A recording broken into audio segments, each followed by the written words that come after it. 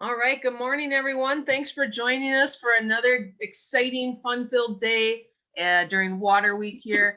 Very fortunate to be joining our next presenter here today, Karen McShane. Karen works at UW-Madison, and she will be talking to us a little bit today about dance. All right, good morning, everyone. And she views dance as a unifying force to better connect us to nature and to raise social awareness and promote social change. So with that, I'm going to hand it on over here to Karen. Thank you so much. Also, just a quick reminder, if you have questions during this presentation, make sure to put them in the Q&A section that is in the top right section of your screen. Thank you very much. Good morning, everyone, and thank you for joining me for Dancing Under a Water Umbrella, the title of my presentation, which is going to showcase for you my interest in arts integration. I've developed some art integration curriculum models that I've used in public education and that are for integration into the public schools and in higher education. And then also my connection to the National Water Dance Project and my how these two dovetail together in my area of research. A little bit about myself, just so you have some context. My name is Karen McShane Hellenbrand, very verbose, but I'm here teaching in the University of Wisconsin-Madison Dance Department.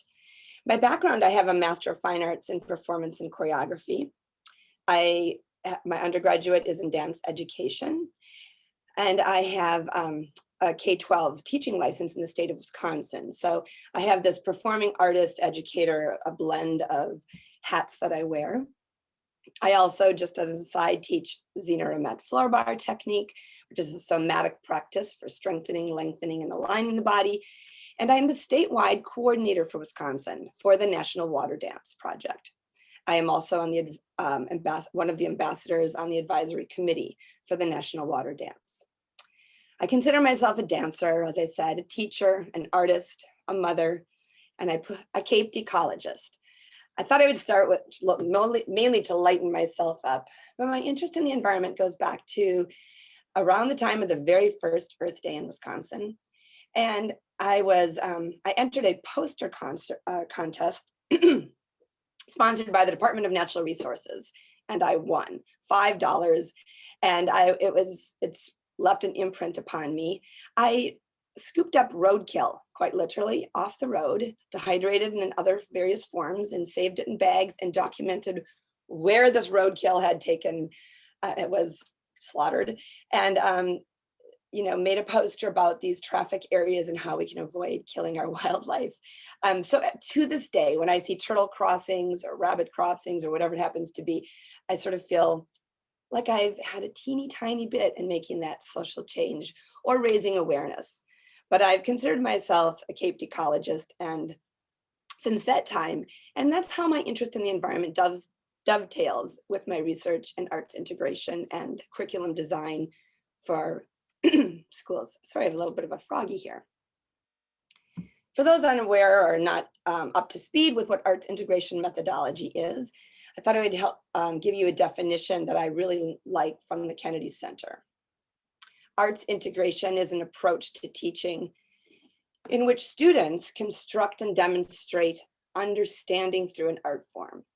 So the methodology of teaching a dance is used in my work to understand, learn, and reveal deep content understanding about a particular academic area or another arts area. Students engage in a creative process which connects an art form and another subject area and meets evolving objectives in both. So they're like symbiotic tracks of objectives and content standards that inform each other side by side in this methodology. I'm really clear about that so that one doesn't overshadow the other, that they're both used to illuminate and elevate the understanding of both tracks, or in some cases, multiple tracks, which I'm going to share with you today. This curriculum that I'm going to share with you was about connecting environmental advocacy, specifically surrounding water, the arts, in my case, dance, and academics together. In this methodology, dance is embodied as an innovative teaching methodology. So it is the tool with which to bring the material to the students. Dance is a unifying force to raise social awareness and promote social change through illuminating this lens and using this approach to learning about environmental advocacy or any particular content area that you might choose to use this methodology in.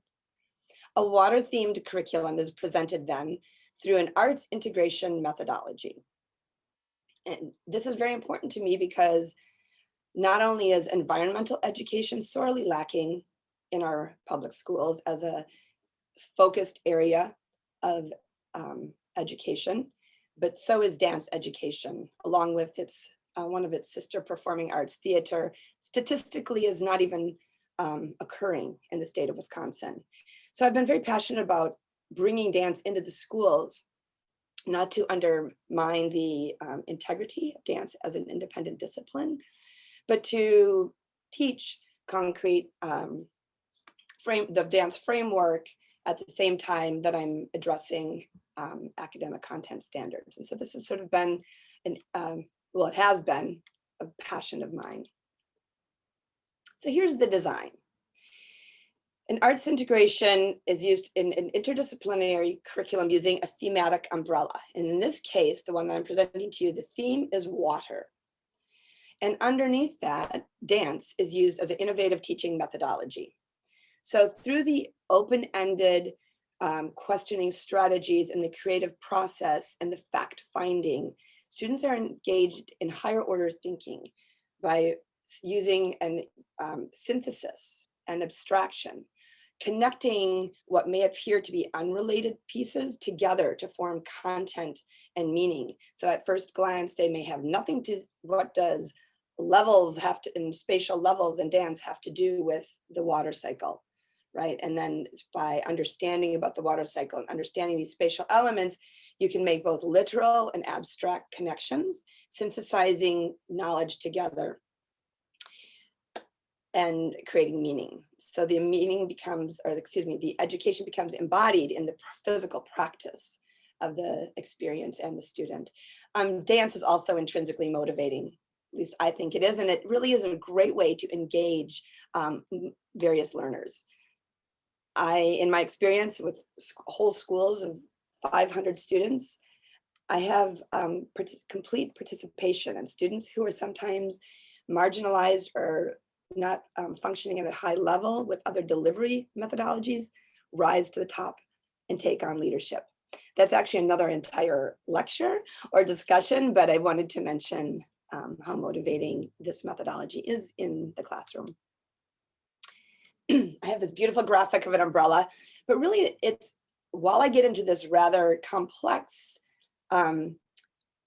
curriculum design, keep in mind the umbrella as being the overarching theme, which is water. And underneath the umbrella, we're going to learn about dance, academic content standards, and other academic content standards to meet the particular goals within the school curriculum, weaving those together, but then also connecting them to water, this environmental education and awareness. So in this model, excuse me, of arts integration, we have performance as basically a representation of this integration, this embodied knowledge that the student has come together. I want to use the term performance lightly in that it's a demonstration, through the process of both observation and participation. Again, we're expanding the ability to understand and know through the arts, but it doesn't necessarily have to be for an audience. So performance can mean the demonstration of the knowledge in a personal performance of material, or a personal performance of a problem to be solved. And in that performance, we have the integration of the various disciplines or the various content areas. And inherent in that is the assessment. We see the embodied knowledge, we know the learning has taken place, and it serves also as an assessment of the work. Students showcased their use of dance as a vehicle to integrate academic standards with dance standards. So we're meeting in the state of Wisconsin. We have brand new dance education standards that I actually have had the privilege to help design. We also have national academic or content standards for dance. And of course, everyone is aware of the multitude of academic standards in our in other disciplines. So it's connecting them together, again, through this symbiotic relationship, not weighting one over the other, but using them equally and together. The water theme provides a commonality among the standards and across the disciplines. I'm going to go through a grade by grade representation of what this looks like, kindergarten through fifth. This was a residency where over 500 students participated in a 3-week period to integrate this knowledge about water and academics and dance together in an all-school residency.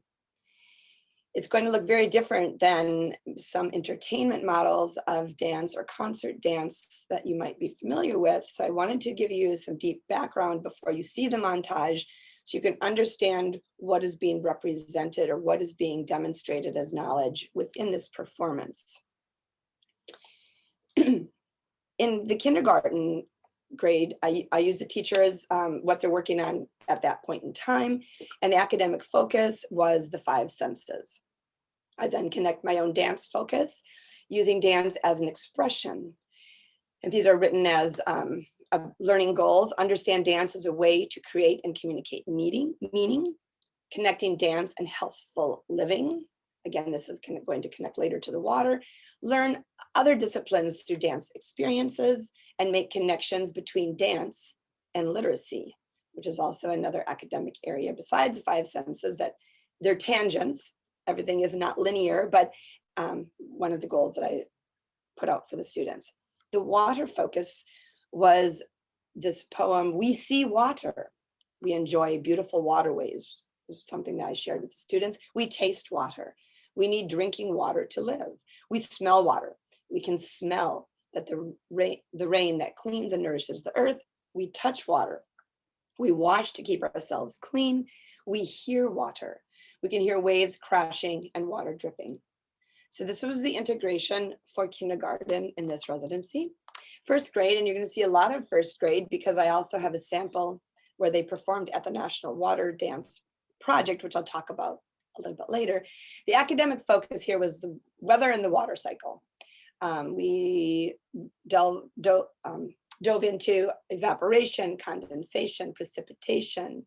We learned about cirrus, cumulus, and stratus clouds. They also worked with another academic literary area of simile, the horse's tail as being the cirrus clouds, the cauliflower as being like the cumulus clouds, and the blanket as in the stratus clouds.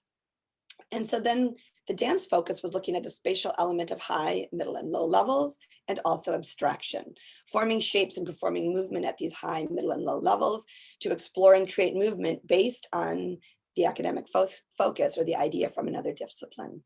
The water focus was then the water cycle. In second grade, the academic focus was on earth materials, physical science. So we were looking at expansion and cohesion, like how water molecules will cohese together, and adhesion, unlike parts, unlike molecules. And so we did like hand to elbow versus hand to hand for cohesion, hand to elbow adhesion, and went into some of that representation through movement and properties to describe earth materials. The dance focus was on stillness and shape and transitions between still shapes and characteristics of movement. To learn contact knowledge and other disciplines through movement sequencing and patterning. We created some relationship between the patterns of water seeping into rock and the expansion and the changes of that material and what happens through those expansion cracks. They created shapes and transitions based on those academic foci. They also looked the water focus for this particular grade was on the 3 states of water: solid, liquid, and gas. Third grade, their academic focus they were working on was objects in the sky, the sun, moon, the earth, etc. They were looking at understanding the placement and the spatial relationships of objects in the sky. The dance focus then did focus on spatial relationships as well, with self-space, general space, relationship to others, near, far, position, orbit, spin, creating accurate, repeatable movement patterns, both axial on one place and locomotive movements that take them from place to place. The water focus, or the umbrella for the third grade, was really focusing on the blue planet, Earth. 75% water. Water is the Earth's life force. So that was the environmental piece that we worked with. Fourth grade, academic focus in Wisconsin is on mining and Wisconsin badgers and learning where that name comes from and that they were underground and living in little badger huts, or I don't even know what they're called, actually little teeny places in the earth. The fur trade, land and resource use comparison made between Native Americans and early settlers, and this whole idea of conservation. Dance focus was spatial relationships to beside, far, near, behind, in, toward, away, from, above, below, around, all of those relationships. And they created original choreography based on knowledge from a culture and historical period. So we talked about the history period of the fur trade, the original badger miners, and our Native American culture here in Wisconsin. The water focus for fourth grade was on the Native American tribes' cultural connection and deep relationship with water, and the cultural clash between the abuse of water and as a resource and the respect for water as a resource. And so it became quite abstract from their normal academic curriculum, but very, very moving and powerful. Fifth grade, this is the last one. Their academic focus is on the human body systems. They wanted me to address digestive system, skeletal system, the muscles, skeletal, smooth, and cardiac. We also looked at poetry and expression through poetry. In movement, we talked about movement initiation. Where does a movement initiate? From the clavicle. You'll see some idea from maybe the rib cage or an arm. Isolating and coordinating dance movement, reinforcing the human skeleton was part of my goal. Coordinating movements of the upper and lower body with sequential movement to reinforce the digestive system. So at one point you'll see him breaking, walking it out. Quite literally, it was the exit of the digestive system. We also talked about the small intestine is breaking down, the nutrients and pulling from our food. And so they actually get onto the floor and break it down. You will see some of this in a very abstract way in the performance montage. The water focus here was the percentage of water that is within the human body, and that we need water for optimal health and life. And then we also, connecting the poetry and the literary aspect, we looked at a poem, Girl from Malawi and Girl from the United Kingdom. Some of you might be familiar with this poem, but it's a parallel track compositional two poems that talk about the experience in relationship to water in Malawi's life in Africa and the relationship to water in the United Kingdom through another student's life. And it's just mind-blowing, really, with regards to how water is used in both of their worlds. So this was part of the investigation. So this is the first grade. I just want you to notice, because there's a lot of clips of this water cycle where the children are singing. It's probably the most literal of some of the movement representations. That's another whole artistic thing that I need to be responsible for, in making sure that I have that this comes performatively together in a way that people like the parents and the community can understand the value of what we're doing. So without further ado, I'm going to play this montage for you, and you will see it's not the whole performance, of course, but it is each of the grades in the montage. When the students are dancing outside, you will see their participation along the Rock River in Janesville, Wisconsin, is part of the National Water Dance, which I'm going to move into after this montage. So please enjoy this. I am water. I am many things. I am water. This is my dance through our work.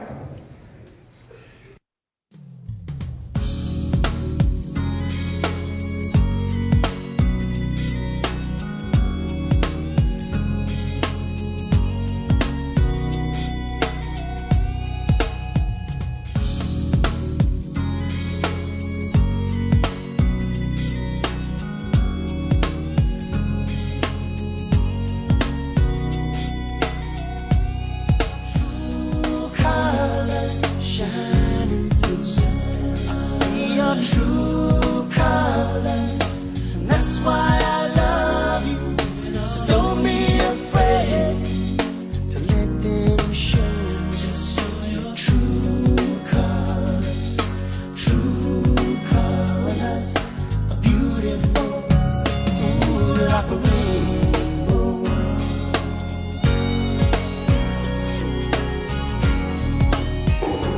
Go! Back!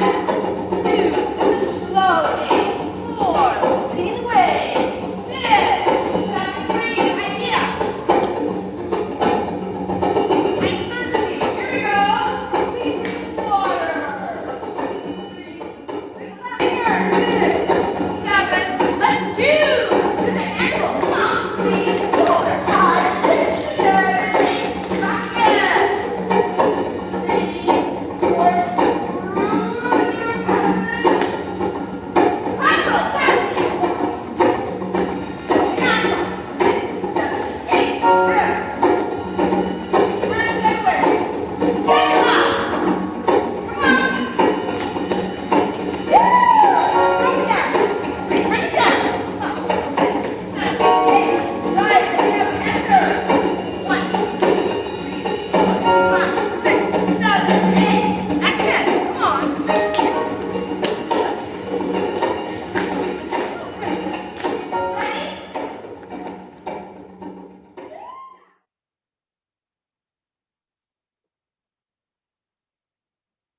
In the words of Aldo Leopold, we abuse land and water because we see land as a commodity belonging to us.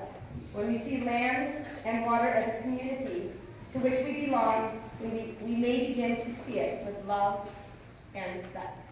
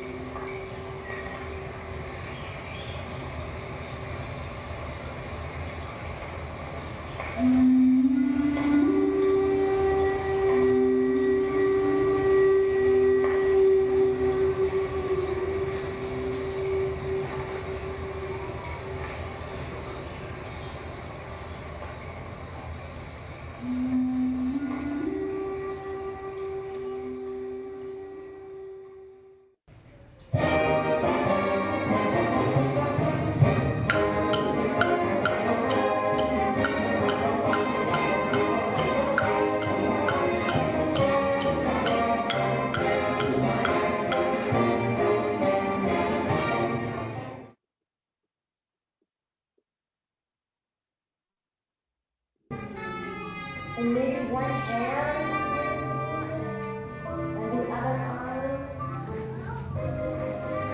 and maybe one leg sings and the other leg, and the whole body hears music. Oh, you stretch. Hello, come on, hello.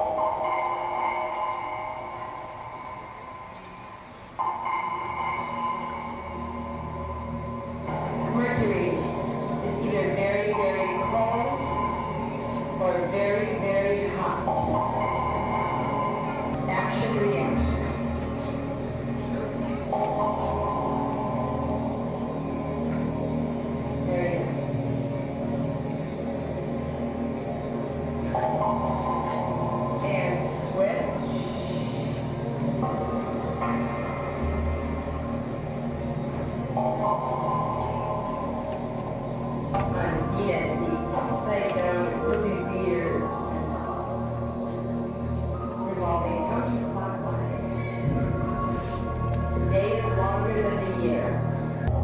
Iron oxidation, the red plant.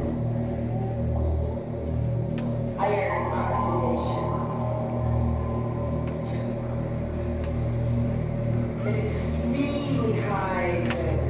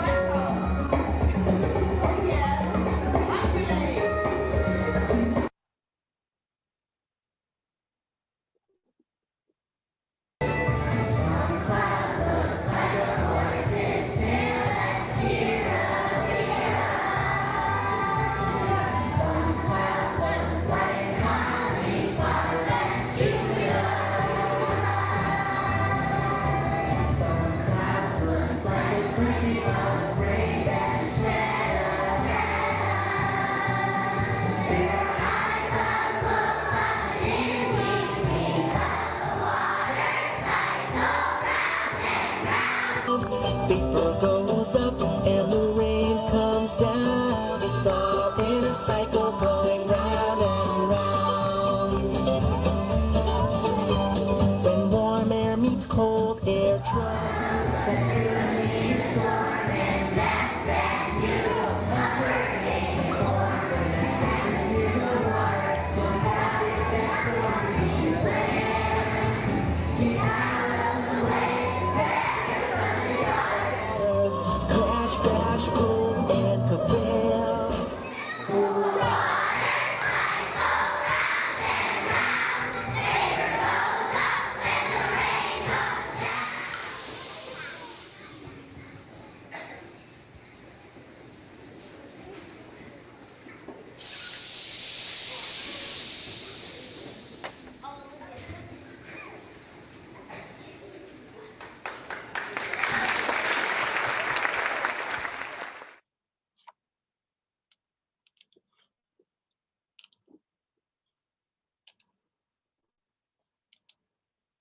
Hello, I'm back. I'm trying to advance my screen here, which is not going well. Hold on one second. Uh-oh.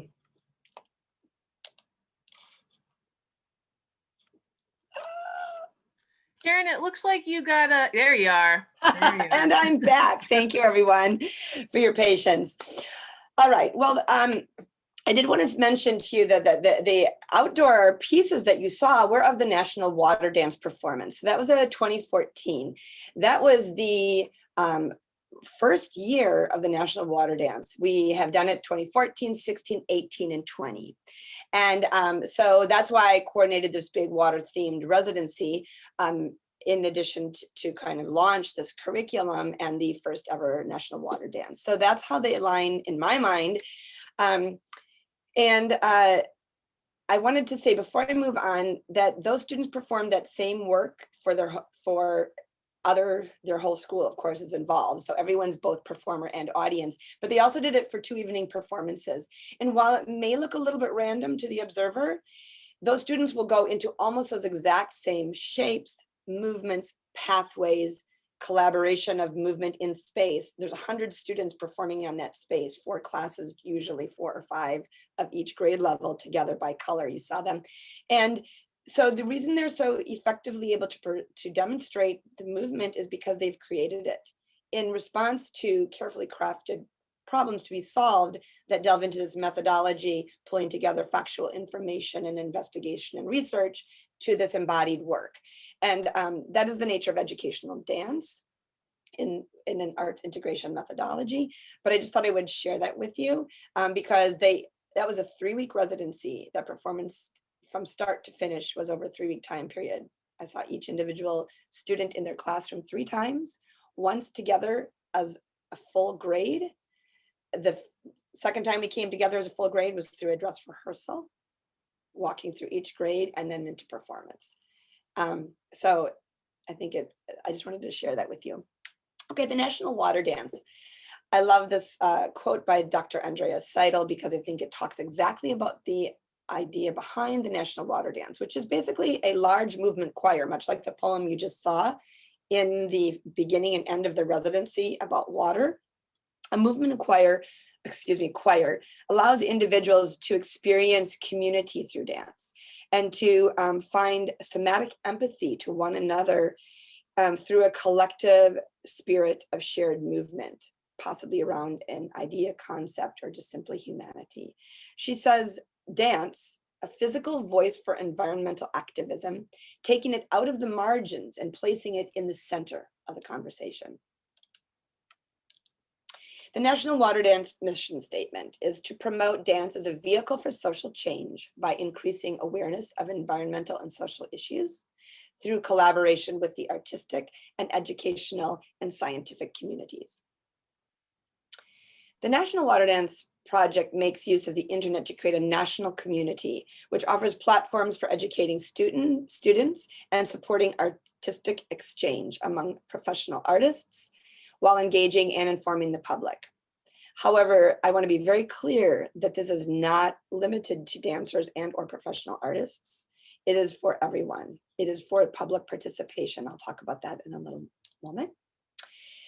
I went to a National Dance Education Organization conference and presented back in the day, I think around 2012. Anyway, they presented on the statewide dance project that had taken place in Florida in 2011. And I was just like, oh, this is my language. This is what I love to do. It was on near waterways in the state of Florida, a simultaneous performance. So it's happening all over the state at the same time, live streamed into one archive. So it could be broadcast at the same time, simultaneous performances, and then also captured to create an archived event. So anyway, after that and all the feedback this presentation received and my work with Dale Andre and all the excitement of her, it wasn't just me and her, but I mean the people who are supporting her work, the first national event was formed in 2014.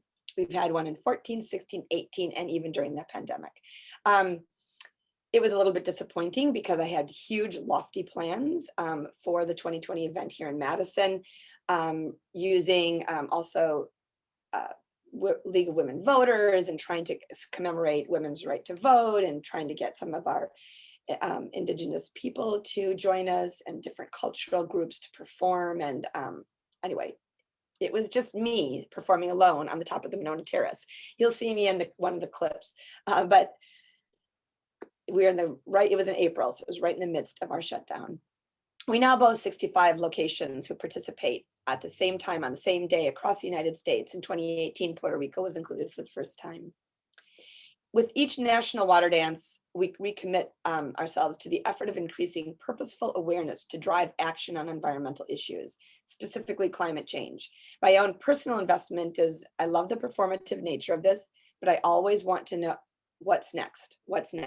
One year I tried to connect in 2016 with Clean Lakes Alliance to put a button on there for fundraising, kind of like when you do a pledge. I mean, I moonlight in this area, so it's something that I have big dreams for, but how big there's no limit to how big it could be, but this is the work that I've been doing in the state. Supporting the work of participants beyond the biannual event. is important. The National Water Dance spreads the word on environmental issues. I'm going to share one of them at the end of my presentation today, as they are tackling through monthly newsletters and also now social media quite a bit. Our goal is to realize the power of dance as an engine of social change. Anyone can join. So we already have a date, April 23rd, 2022. You can mark your calendar if you're interested. It's a Saturday. It's 4 o'clock Eastern Standard Time, which means, you know, everyone across the country will accommodate the performance time so that we're all simultaneously performing on or near waterways at exactly the same time. You'll see in the montage, which is not nearly as long as the one I just showed you, but you'll see the 2020 performance. Some people are in their living room. Some people are on balconies. Some people are out in open spaces where they can be. Here in Wisconsin in April, we performed in the snow, in the rain, and various, you know, it just depends on the year. It was very, very cold this year when I was on the top of the Monona Terrace. I wore a dress. It's a blue dress that you'll see that was my grandmother's, and it was my own personal tribute to the commemorating 100 years of women's right to vote. And this was an initiative the National Water Dance connected to really emphasize women's vote for change and recognize that. So you can follow us on social media and Facebook, and you can keep spreading the word, and anyone, any group can join. What happens is we create a snippet movement phrase, a beginning and an ending. It's a shared movement phrase that connects all the performances. It makes it beautiful when we do our final edits because we can clip pieces together so the same movements will be performed all over the states in the union, but also to again have that sense of movement choir that we are coming together with the same voice. However, we are not going to squelch anyone's creativity. It can be as simple or as complex, as amateur, as professional as one would like it to be. So people of all walks of life and all ages and all backgrounds have joined us, and we're continuing to spread. Our initiative is to really increase the diversity in both our ambassador, at the ambassador level, but also as in our participants, and go outside of our comfort zone to go into spaces where we haven't been before in the 2022 performance. And then we upload, everyone uploads and shares their video, and that's how we get this montage that you're going to see. This one is much shorter, but I hope you enjoy it. This is the 2020 National Water Dance montage.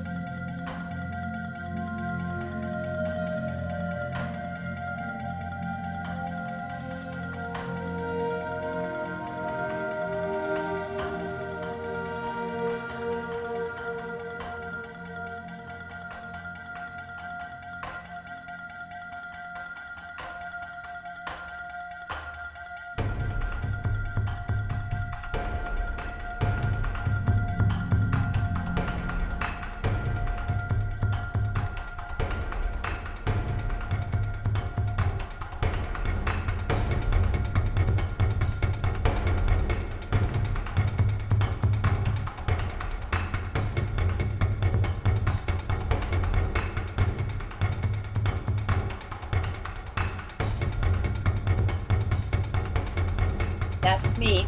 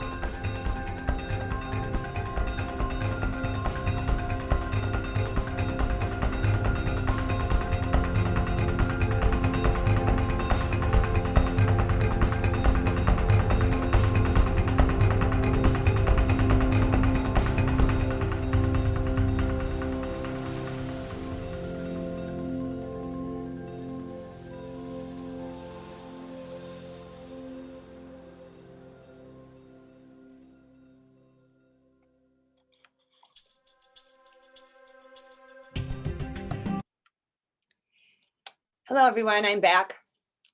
Oops, now I'm doing something else. I wanted to share with you that every time I perform, it's electric to know that you're live streaming. I was on Facebook and Instagram for my performance, but also that all across the country, people were doing the exact same thing.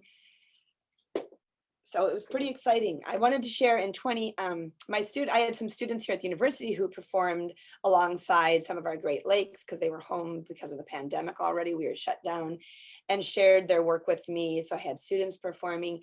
I also, in 2018, I worked with a high school and used another arts integration water themed curriculum in connection with the National Water Dance Project. And we performed at a local, at the Pheasant Branch Creek. It's a Pheasant Branch Conservancy in Middleton, Wisconsin.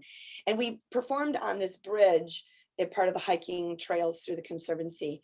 And due to climate change and the horrific floods that followed that performance, the place where we performed was obliterated. Millions and millions of dollars of damage. The bridge was taken away. And the juxtaposition of our beautiful performance and in the next year, this major catastrophic devastation, I thought was very poignant for me personally, that it was almost like a foreshadowing and it was just a very weird experience. But I encourage anyone to reach out to me. You can go to the National Water Dance Project page. There are montages, if you're interested, from other years as well. So you can see what the performances have looked like over the years. And you can find out how to join through that venue or by contacting me. This is hot off the press that I put this on here today just as an example of the kinds of things that the National Water Dance is involved in promoting in our collection of individuals across the country. On March 22nd, which is World Water Day, we are asked to transform our gratitude and express our thanks to a body of water that's meaningful to you by a letter and a movement, and then posting that on Instagram or Facebook, and make sure you tag us so that we can share it and use the hashtags at water to me at World Water Day 2021. This is to honor the water that brings us life. On World Water Day, watch our story as we share dancers' offerings of thanks throughout the day. So this could be something from a elementary school project of considering and thanking water, all the way through higher education or to other civic or social groups that you might belong to. It's open to anyone.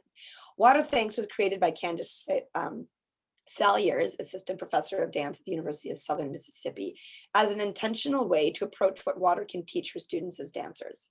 In her class, dancers consider environmental issues, connecting humans and our water systems. They write a weekly thank you note to a body of water, and then transform those letters into a movement practice. She's currently working with other university dance instructors to bring this concept into more classrooms. Candace is one of the ambassadors for the National Water Dance. And here is a little flyer that I can also send you if you want to reach out to me via email, so you can get this going for your groups. And that concludes my formal presentation. I hope that the movement samples were exciting to you, and I'd love to engage any questions that you have about the curriculum design, about the National Water Dance Project, about my residencies, about me. my Cape Ecologist days. So thank you very much for joining me with this presentation. I'll take any questions that came up. Thank you so much, Karen. We do have a few questions. Just wanted to say that me personally watching these, it was a very powerful presentation, and I just really loved, just seeing so many people from so many walks of life connecting together through dance and through water is just really special. And we did have a lot of comments like that. A lot of folks commented Thank that you. this is so fun for different types of learners, and it's so creative. And we do have a few specific questions. The first one we have was, how receptive were the students to learning? So your first video with all the students and grades, how receptive were those students to learning those new ideas and the new movements? And were there any noticeable changes in their interest in the earth and movement after the project? Well, first of all, my experience in multiple residencies of this nature, and this one in particular is surrounded water, and this is the themes I shared with you, but is that I have almost 100% total engagement. I'm actually always waiting for that the shoe to drop, for that to not be the case, but it truly is all inclusive. We had students, and you couldn't see that in the first grade with the little lanterns. We had students from the special education classrooms integrated into the entire residency at every level. Sometimes it was cognitive, or sometimes it was physical, or there were various issues. One young person rarely walks or uses the walker and has an assistant to move around. And they were like, this is never going to happen. They won't show up for the performance in the evening. This isn't going to happen. The student not only showed up, but moved without lying down the entire, followed the movement, got into the Badger Mine, like performed alongside his colleagues. So I find that this not only is a strategy for different learning styles, but that it embraces an inclusive model for students that have any special challenges or needs. And often I'm confronted with the staff and teachers like, this is never going to happen. And they'll say things like, oh, my boys aren't going to dance, or no one. And actually, they're wrong. The students really do rise to the challenge, and those students who are not usually leaders, or who might have behavioral or other issues in the classroom, sometimes take on leadership roles. I've even been asked like, oh, they can't lead this group. They don't even come to conferences. They're not going to come back. Well, they all come back in the evening. Students who don't even come in for conferences with their families, or families where they're present. And I think part of it is because of the personal expression and the personal nature of the body and the movement. And so that's pretty exciting. There was a second part to that question about shared interests. So the National Water Dance Project was a weekend event. It was on a Saturday. And so they were not required to attend. They were not required to participate. And yet they came out on Saturday to participate as a volunteer, the students. So they were very invested in the work that they had created. And I believe that they were also invested in what this meant in the Water Dance Project. We also raised money and made bookmarks for the local library to get some water texts. Like, we kept trying to embed this into the community to make it have larger impact. For me, that's so important. Like, I just want to have that impact, that the work continues beyond just the containment of the performance into an interest. I have had at the higher education level, students come back to me for either help with integrating curriculum design, or to be a part of the National Water Dance movement after so yes, I think that it does raise their awareness and their investment in water and environmental ecology. I hope I've answered your question. I think you did, yep. And then it's what a amazing answer as well there. Someone was wondering here, those videos that you showed are just really awesome examples. And they're wondering if those videos are available publicly, like maybe on YouTube or a specific website. The National Water Dance Project is for sure. The other one is not open to the public, just because I could, depends on the venue, I can share it with people in some venues, but the National Water Dance Project montages are all on YouTube, and they can be shared. And I think they're just gorgeous. I think they're really well done. And people can contact me regarding the the Kennedy Elementary School montage if they're interested. I have other residency montages, but this is the only one that specifically is addressing a water umbrella. Awesome. One of our next questions is wondering if you know how many dancers participated in that 2020 water montage, and do you know how many different states or countries were represented? I know that at least 65. And most we were trying to get complete every state in the country. I know that I don't have the exact data. I could find that for somebody because I do know the director, and I mean, I'm one of the ambassadors, but I believe that we had almost every state in the country, including Puerto Rico, involved. And sometimes, like in Wisconsin, we have several locations within the state also. So there also are multiple site-specific areas in each state. And one of the things that's pretty exciting for me is that each state is given the flexibility to really address the kinds of water issues that they're having, whether it's drought or flooding or contamination or clashes over the resource and how it's used. I mean, it's very, we can't begin to align all of our agendas, but they come together with a shared interest in supporting those water issues. So I hope, I have no doubt 2022 will be every single state in the union. There is a world dance, can't think of what it's called at the moment. There's another global dance, can't think what it's called, but that involves many other countries in a similar experience. I don't think it's archived and shared live stream in exactly the same way, but it might be very close.